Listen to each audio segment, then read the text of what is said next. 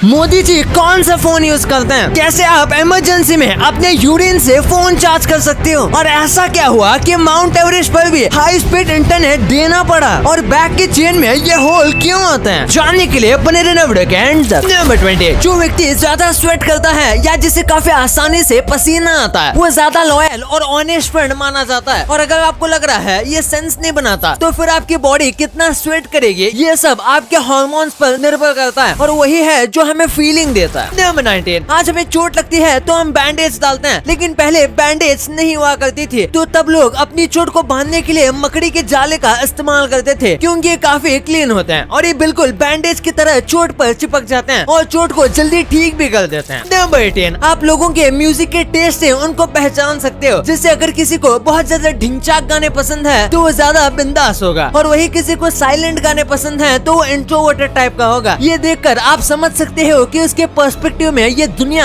कैसी है। Number 17, mount Everest पर हाई स्पीड इंटरनेट चलता है। जी हाँ, 2014 के बाद से माउंट एवरेस्ट के एकदम टॉप पर तो नहीं लेकिन उसके काफी हाइट तक आपको काफी फास्ट इंटरनेट देखने को मिलेगा, लेकिन एकदम टॉप पर थोड़ा बहुत ही इंटरनेट पकड़ेगा क्योंकि जाहिर सी बात है उतनी ऊंचाई पर इंटरनेट भेजना काफी मुश्किल और महंगा होगा। नंबर 15, एक ड्राइवर ने कुत्ते को मार दिया था और फिर अपनी कार वहाँ पर पार्क करके चला गया, लेकिन जब वो वापस आया तो कार की हालत बहुत ज्यादा खराब थी। फिर सीसीटीवी कैमरा में चेक करने पर पता चला कि उसके जाने के बाद वही कुत्ता अपने कुछ दोस्तों को लेकर वहाँ पर आया था और उसने कार की हालत टाइट कर दी। उसने विंडशील्ड, वाइपर्स और फेंडर्स जैसी चीजों को चबाकर तोड़ दिया और कार के ऊपर उन्होंने टॉयलेट भी कर दिया, यहाँ तक कि कार में जगह जगह पर डेंट भी मार दिए थे। नंबर 14, अगर आपको कैलोरीज बर्न करनी है तो जॉगिंग करने से अच्छा आपको सीढ़ियाँ चढ़नी चाहिए क्योंकि सीढ़ियाँ चढ़ने से ज्यादा कैलोरीज बर्न होती हैं और ये जो मोशन होता है ये आपके बॉडी के लिए ज्यादा हेल्दी रहता है क्योंकि इसमें आपके घुटने और बैक पर भी प्रेशर आता है। नंबर 13, अगर कोई फ्लाइट में मर जाता है और उस फ्लाइट में आप भी हो तो आपको भी पता नहीं चलेगा कि कोई व्यक्ति मर चुका है क्योंकि अगर कैबिन क्रू को उसके बारे में पता चलेगा तो वो बिल्कुल शांत रहेंगे और इस व्यक्ति को वही बैठने देंगे और अगर उसके बाजू में कोई बैठा है तो ये उससे भी नहीं बताएंगे या फिर उसे शिफ्ट करके दूसरी सीट दे दी जाएगी, लेकिन इस बात को जितना हो सके उतना सीक्रेट रखा जाएगा क्योंकि इससे दूसरे लोग पैनिक में आ जाएंगे। नंबर 12, आपके यूरिन से फोन चार्ज हो सकता है। जी हाँ, ये देखिए यहाँ पर साइंटिस्ट यूरिन से फोन चार्ज कर रहे हैं। इन्होंने यूरिन में एक खास तरीके का केमिकल डाला है जिसकी वजह से इसके अंदर मौजूद एमिनो एसिड एनर्जी जनरेट करता है और उसकी मदद से फोन चार्ज होता है, लेकिन ये प्रोसेस नॉर्मल बिजली से भी ज्यादा महंगा है। नंबर 11, ये एक बहुत ही अमेजिंग चीज है। जैसे एक आदमी रेड कलर को देखता है वही एक औरत रेड कलर को अलग तरीके से देखती है। आदमी और औरत कलर को अलग अलग तरीके से देखते हैं। हमारी आंखें और दिमाग कलर के शेड्स को उतने अच्छे से समझ नहीं पाती जितना एक औरत का दिमाग समझ पाता है। जैसे कि हमारे लिए रेड बस रेड है लेकिन उनके लिए रेड काफी अलग शेड का होता है और इसी वजह से लड़कियों की कलर चॉइस हमसे ज्यादा अच्छी होती है। नंबर 10, फ्रांस में 14 साल के बच्चे भी कार चला सकते हैं, लेकिन जाहिर सी बात है ये नॉर्मल कार नहीं होती बल्कि VSP कार होती है जो कि काफी ज्यादा छोटी होती है और इसकी स्पीड भी एक तरीके से सेट होती है और ये ज्यादा स्पीड पर भी नहीं चल सकती है और इसी वजह से 14 साल के बच्चे भी इसे चला सकते हैं क्योंकि ओवरऑल ये ट्रांसपोर्टेशन के लिए बहुत अच्छी है। नंबर 9, अगर मैं आपसे कहूँ कि Windows 11 को डाउनलोड या खरीदे बिना ही आप उसे यूज कर सकते हो, जी हाँ ये सच है। अगर आप अपने पीसी पर Windows 11 blueedge.me पर जाओगे तो आपका पीसी ऑटोमेटिकली Windows 11 बन जाएगा और आप Windows 11 के सारे फीचर्स यूज कर सकते हो। जब तक आप इससे कनेक्टेड हो ये बिल्कुल Windows 11 की तरह काम करता है और ये काफी ज्यादा स्मूथ भी चलता है। बस फर्क ये है कि इसे चलाने के लिए आपको ऑल टाइम इंटरनेट से कनेक्ट रहना पड़ता है, लेकिन नॉर्मल विंडोज में ऐसा करने की जरूरत नहीं। नंबर 8, चाइना में रेड यानी कि लाल कार यूज करना पूरी तरीके से बैन है और ये पूरे चाइना में बैन नहीं है बल्कि बस शंघाई में बैन है। यहाँ पर आपको एक भी रेड कार नहीं दिखेगी, लेकिन ऐसा मैं नहीं बोल रहा हूँ बल्कि ऐसे रूमर्स फैले थे कि ऐसे लाल कार्स वहाँ पर बैन है, लेकिन ऐसा वहाँ पर कुछ भी नहीं है। नंबर 7, क्या आपको पता है ग्रेट वॉल ऑफ चाइना को बनाते वक्त 4 लाख से भी ज्यादा लोगों की जान चली गई थी और माना जाता है कि इन सब को वॉल के अंदर दफना दिया गया था, यानी कि इस वॉल में जितने पत्थर और सीमेंट का इस्तेमाल किया गया है उतना ही इस्तेमाल इंसानी कंकाल का भी किया गया है। हालांकि इसका पूरी तरीके से कोई प्रूफ नहीं है, लेकिन ऐसा ही माना जाता है क्योंकि इसे बहुत ज्यादा जल्दी बनाया गया था, इसलिए मरे हुए लोगों को दफनाने के लिए उनके पास वक्त नहीं था। नंबर 6, ये घोड़ों का एक कमाल का फैक्ट है। अगर घोड़े का एक ग्रुप है तो बाकी जानवरों की तरह सब घोड़े एक टाइम पर सोने नहीं जाते, बल्कि घोड़े बारी बारी से बस कुछ घंटों की ही नींद लेते हैं और जो घोड़े सोते नहीं वो पहरेदारी करते हैं। नंबर 5, कुछ साल पहले तक रशिया के 1/3 लोगों को यही लगता था कि आज भी जो सूरज है वो पृथ्वी के चक्कर लगाता है। वैसे तो इस देश के लोग ज्यादातर एजुकेटेड हैं, लेकिन फिर भी कुछ वक्त पहले यहाँ के कई लोग बैकवर्ड क्लास में आते थे या फिर उम्र में ज्यादा बड़े थे, जिसकी वजह से ज्यादा लोगों को यही लगता था कि सूरज हमारी पृथ्वी के चक्कर लगाता है। नंबर 4, हम हमारी दोनों आंखों से